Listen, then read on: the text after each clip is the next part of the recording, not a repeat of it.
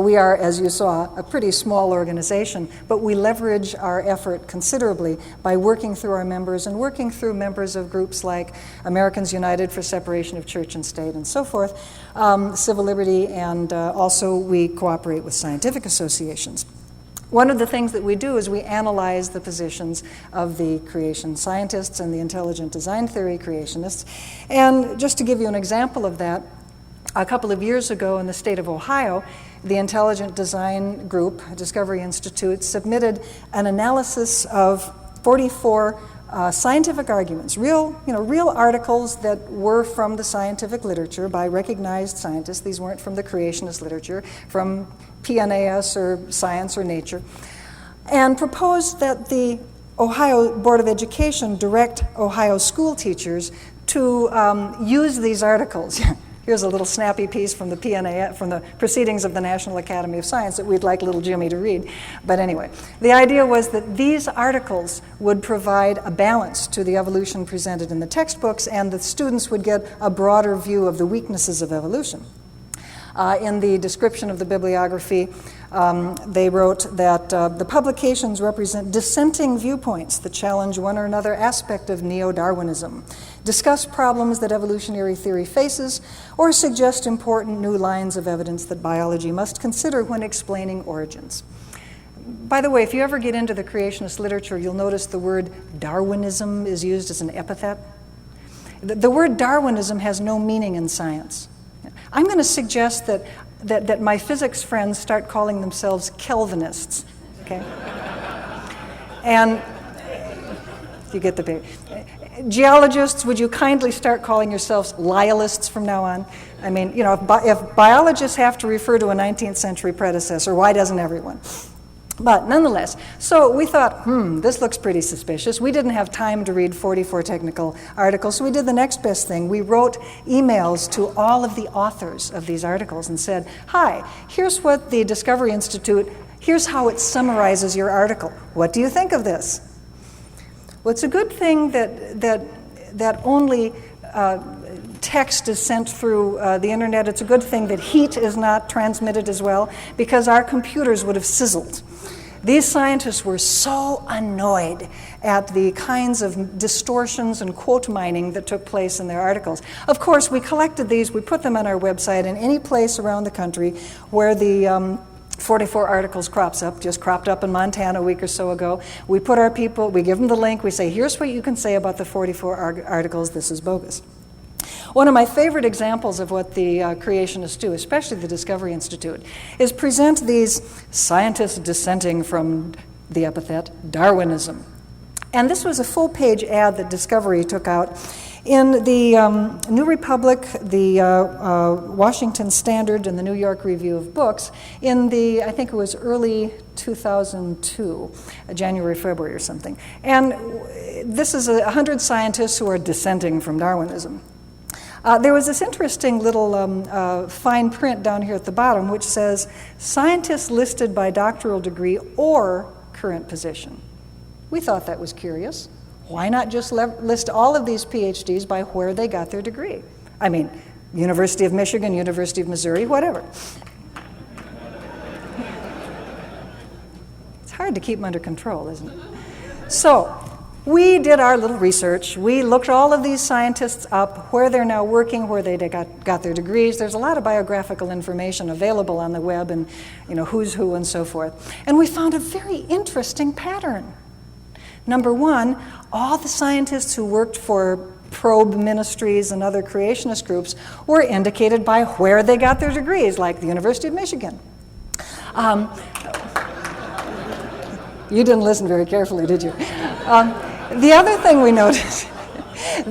we noticed was that if a person got a degree from, say, Ivy League University or maybe the University of Michigan, but was currently working at West Podunk State College, guess which of the institutions was listed for the identification? Obviously, the more prestigious institution. So we thought, well, this is not really a fully scholarly approach. So let's examine this statement a little bit more. Here's the parent statement of the of the advertisement. Public TV programs, educational policy statements, and science textbooks have asserted that Darwin's theory of evolution fully explains the complexity of living things. Darwin's theory of evolution. Well, most people don't distinguish between Darwin and evolution. If you walk down the street, you say, "Hi, what's a synonym for Darwinism?" They'll say evolution. So scientific dissent from Darwinism is going to be understood by most citizens as a scientific dissent from evolution. Scientists are giving up on evolution. The public has been assured, most recently by spokespersons for PBS's evolution series, guess who, that all known scientific evidence supports Darwinian evolution, as does virtually every reputable scientist in the world. Well, that first clause, all known scientific evidence supports Darwinian evolution, comes from a briefing book that WGBH, the public television, the Nova station, which produced the PBS Evolution series, a wonderful series of 8 hours of straight science, a briefing book that WGBH distributed to PBS stations around the country to give them background information on this series. And yes, I was one of the spokespeople for this series, and I was an advisor, and basically that all known scientific evidence supports evolution is, could very well be quoting me. Read that carefully. All known scientific evidence supports bracket Darwinian evolution. I don't speak bracket. The bracketed word Darwinian changes the meaning of that sentence scientifically. All known scientific evidence does support evolution. But Darwinian evolution, whatever it means, it probably has something to do with natural selection, giving them the benefit of the doubt, is a specific mechanism by which a great deal of evolution takes place, but there's no necessity that all evolution takes place through natural selection. So by putting that bracketed word in there, they change the meaning of this statement very, very seriously, and I think we should, and I have, called them on that. The following scientists dispute the first claim and stand as living testimony in contradiction to the second. There is scientific dissent to Darwinism. All you folks out there in the public hear evolution. It deserves to be heard. Well, here's the actual statement that the 100 scientists signed. We are skeptical of claims for the ability of random mutation and natural selection to account for the complexity of life. Careful examination of the evidence for Darwinian theory should be encouraged. Well, complexity of life, I don't know what that means. Maybe diversity of life, yeah, I could sign that. Steve Gould could sign this. It's a fairly, it's not a very upsetting statement. So what's this big fuss? Are they really dissenting from evolution? So we wrote a couple of these guys who are prominent scientists at really good institutions and said, hi, we're just curious. We see you've signed the Discovery Institute statement of 100 scientists. Could you tell me, do you think living things had common ancestors? That's what evolution is. They never tell you that. Do you think living things had common ancestors? Do you think humans and apes had a common ancestor?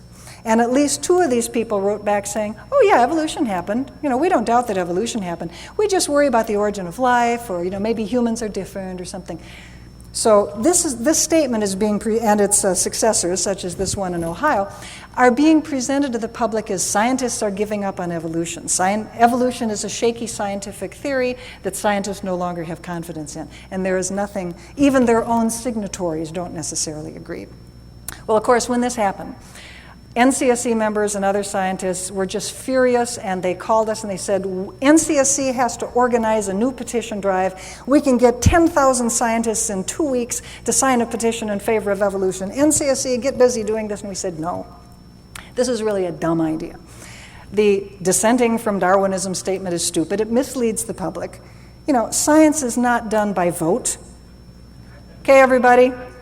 Everybody who would rather have Lamarckism work than natural selection, raise your hands. Yeah, I'm raising my hands. I don't like natural selection. I like Lamarckism. This is much better. We can't vote it in, all right? Yeah, we have more scientists accepting evolution. That doesn't make it right. We don't want to do something like that. We didn't want to get a petition. So, of course, we did. We made up a statement, and basically it says in more gracious language, evolution happened, natural selection's a big deal, and don't teach creationism. And we got it signed by 200 scientists, all named Steve.